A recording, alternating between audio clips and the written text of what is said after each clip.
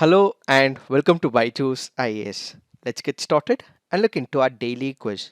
Let's look into the first question. With respect to Narcotic Drugs and Psychotropic Substances Act, which of the following statements are correct? Every offence punishable under this act shall be cognizable. It is mandatory for the judge to award death penalty for certain offences after previous conviction. Which of the statements are correct? The answer to this is one only. Why have we taken this practice question? Because this article here speaks about NDPS Act of 1985. If you look into the options, the first option says every offence punishable under this act shall be cognizable. There are two types of offences. One is what is called as the cognizable offence. The other is what is called as non-cognizable offence. What is this cognizable offence? Let's say there is an individual. He has committed an illegal act. This act is heinous in nature. For example, it can be a murder, it can be a rape, it can be a dacoity as well. In all these cases, there are police officers, the investigating officers, they don't have to take the permission from the magistrate. So in all those cases or offences where the police can directly arrest an individual is what is called as cognizable offences. What is a non-cognizable offence? In these offences, a police officer will have to take the permission from the magistrate to make an arrest. That is what is called as non-cognizable offence. So under the NDPS Act, every single offence, every single illegal act will be initially assumed as a cognizable offence. Next statement says it is mandatory for the judge to award death penalty for certain offences after previous conviction. What is that you have to understand here? The word mandatory. Is it mandatory? No. This is an option given to the judge. This is an option given to the judiciary. So what would happen? Let's say for example, in the NDPS Act, we have three important criteria: small quantity, intermediate quantity, and you also have something called as the commercial quantity. So the commercial quantity and the small quantity will be defined in the NDPS Act. For example, if you're looking at opium, if a person has about 10 kgs, or morphine where a person has about 1 kg, this is what is called as commercial quantity. So a person holding so much of drugs means that he could be a drug peddler because he is having such a huge quantity. So any person who's holding on to a commercial quantity, if he is convicted previously by the judiciary in India, has served the jail term in India, and he is released from the jail term, gets convicted for the second time, in such a case death penalty can be awarded by the judiciary. But this is an option that is given to the judge. It is not mandatory, but it is an optional protocol given to the judge, so he can take the overall circumstances and ultimately give a person death penalty as well. He can give death penalty, but it is not mandatory, but it is optional.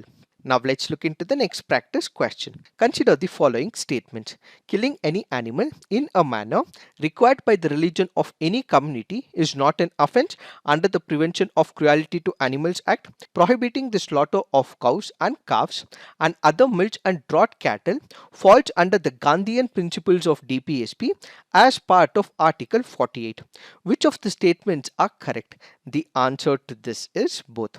Why have we taken this practice question? Because this article here makes a mention of animal cruelty.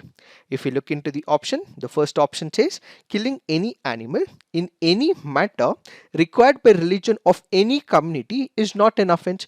So if there is a goat, if there is a buffalo which is being used as per the terms and conditions of a particular community, a religious practices, that will not fall under Prevention of Cruelty to Animals Act. So they would be able to kill this animal as per their own customs, as per their own religion protocols. This is not defined as cruelty under the Animals Act. Again, if we speak about the directive principles of the state policy, we have the socialistic principle, we have the Gandhian principle, we also have the liberal principles as well.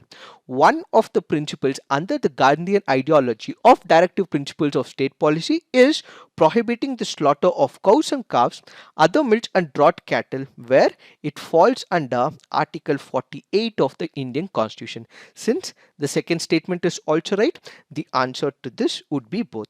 If we look into this article, it goes on to say the Union government is planning to introduce and bring up amendments to the Prevention of Cruelty to Animals Act of of 1960. Why? That is because as of now, the penalties that are imposed under this act is very less. It is as less as 50 rupees in multiple cases.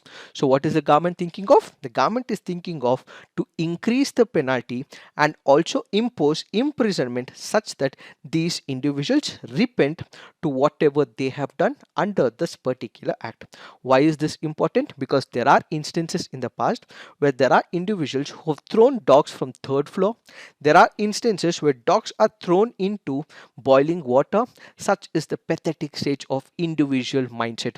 In order to make sure that these people are punished, put them behind bars, increase the imprisonment period, and they do not come out of the law books by paying a low penalty of 50 rupees, the government is planning to introduce higher penalty. Apart from this, there are other concerns as well. In Animal Welfare Board of India versus A. Nagaraj, the Supreme Court said that animal suffering caused for a legitimate cause is not cruelty. They can be used for experimentation, they can be used for food. These are the intentions where you would be able to extract good from the animals. But there is some level of abstractiveness and grey area with respect to this judgment. This is being exploited by number of people in India. So in order to remove such ambiguity, have a clear-cut instructions, increase the penalty, and also make sure that these individuals also spend time behind bars. Such cases will be taken up by the Government of India, where the draft amendment bill will be introduced in the process.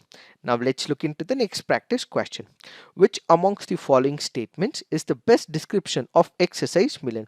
India, Thailand and Singapore annual trilateral exercise, naval exercise between United Arab Emirates and India, multilateral naval exercise hosted by the Indian Navy, naval exercise in the Indo-Pacific region by India, USA and Japan. The answer to this is multilateral naval exercise hosted by the Indian Navy. Why have we taken this practice question? Because this article here makes a mention of exercise Milan. So what is this exercise Milan? This exercise began back in the year 1995. It happens every 2 years, and this is conducted by the Indian Navy where in and around the Indian Ocean. So what would happen? This will bring navies of multiple countries into the region, and they will also exchange information for the mutual benefits. Countries from the Indian Ocean littoral states, countries from the Southeast Asian countries are all invited, and ultimately they will have joint exercises in the Indian Ocean region. So what would happen? Each of them will benefit because of such an activity. For the year 2020, about 40 countries should have come up for this particular exercise. However, this exercise was cancelled primarily because of the pandemic.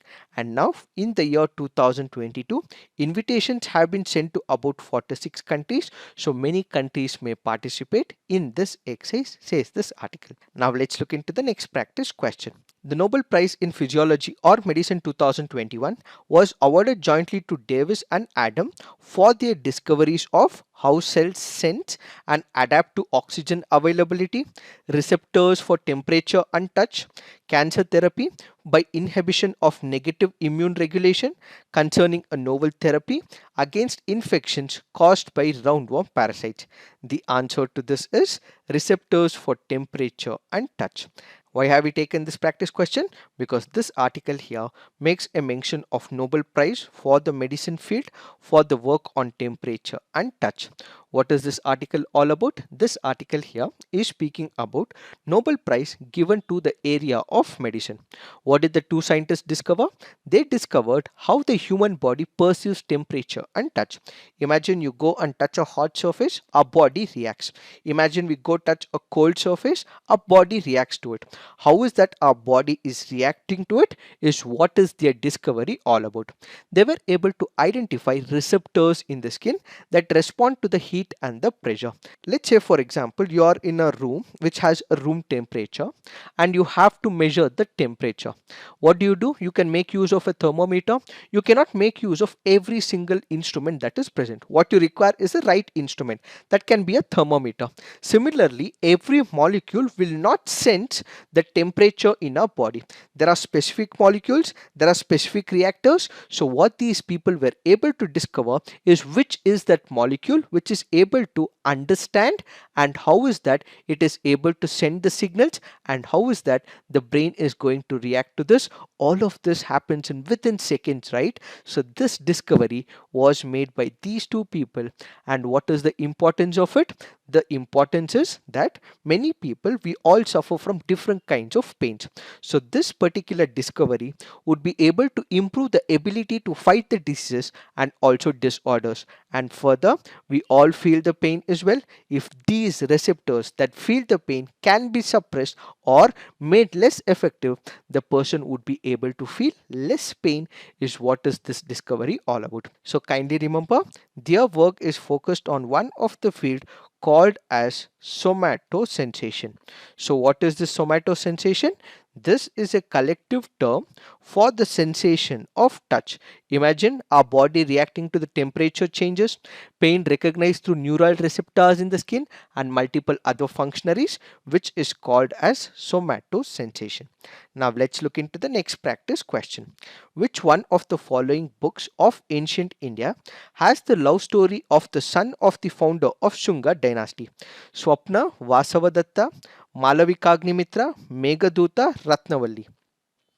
The answer to this is Malavikagni-mitra. Who was the founder of Shunga dynasty? That happens to be Pushyamitra. He was succeeded by his son called as Agnimitra. And Malavikagni-mitra happens to be a play which was written by Kalidasa, which tells the love story of Agnimitra.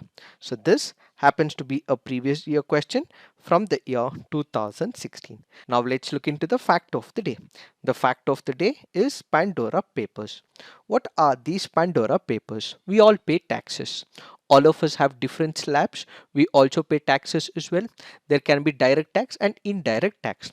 What are we speaking about? We are speaking about direct taxes. So what will happen? This will be imposed on a particular person. This will be on the basis of the percentage of earnings that a person is making. But what if there is a person who ideally has to pay the taxes but does not pay the taxes, uses the loopholes in the system, takes his money from the country, does not pay the money, the income taxes that he is supposed to, and parks his money in a tax haven? Such discovery of high wealthy people who were not paying the taxes in a particular country, they were able to use the loopholes in the system, park their money in some other country, in some other jurisdiction which does not have tax rules and regulations, is what is called as the Pandora papers. So the Pandora papers investigation was the world's largest ever journalistic collaboration. This journalistic collaboration is what is called as International Consortium of Investigative Journalists. So journalists from as many as 117 countries, 150 media outlets, about 600 journalists have all come together. They have collaborated, they have coordinated such that they were able to get the information about all these wealthy people who have not paid taxes to their country. Why is that they haven't paid taxes? That is because they have been able to hide their assets, avoid taxes, and at the same time they have also had those services provided by service provider in some other country. Basically, you have companies called as the shell companies. What are these shell companies? These are the companies which act like a company performing a legitimate business, but they do not have any businesses whatsoever, but there are collective set of individuals who receive money from the wealth, who park their money in some other country, and the service providers create a company in the name of shell companies. So they do not perform any type of activity, but they get the money from the wealthy people, conceal their identity, hide their real identities, so that these people can completely distance themselves from any offshore entities. So to safeguard their investments, there are service providers who create these shell companies where in jurisdictions like the British Virgin Islands, Seychelles, Hong Kong, Panama, and in other secrecy jurisdictions. In all these jurisdictions, you do not have the government which is strong. They do not have the tax authorities. They do not have the rules and regulations. They don't go about riding in case of any violation. So what would happen? The loopholes in the system are exploited so that the wealthy are able to park their money in all these jurisdictions. So what is happening here? There is concealing of the identity of those people who are wealthy in some other country. So because of this loophole, they park their money and they are not paying taxes to the country. Added to this, there are rich politicians as well. These rich politicians who are corrupted in themselves are able to stiffen off the money from their own country and their governments and are parking money in some other country.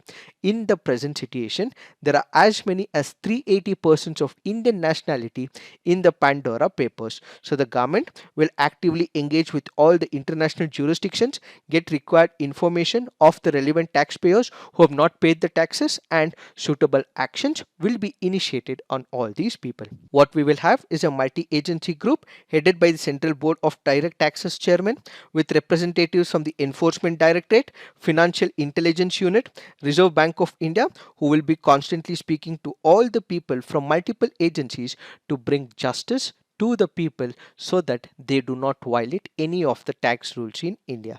If we have to look into the statistics, tax havens have cost governments around the world 427 billion each year.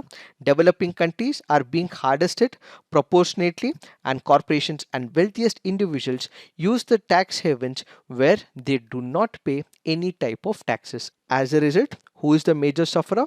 It is the people in the country and also the government. The government would be able to take all the infrastructural projects, developmental activities, removing of poverty because of the taxes collected by the people. If these people park their money in some other country, the government will be devoid of funds and all these activities will be suspended. So it is important that the government investigates who are these people who are parking their money in some other country and bring them under the law books, is what is this article all about. This is it for today. Thank you for watching. All the best.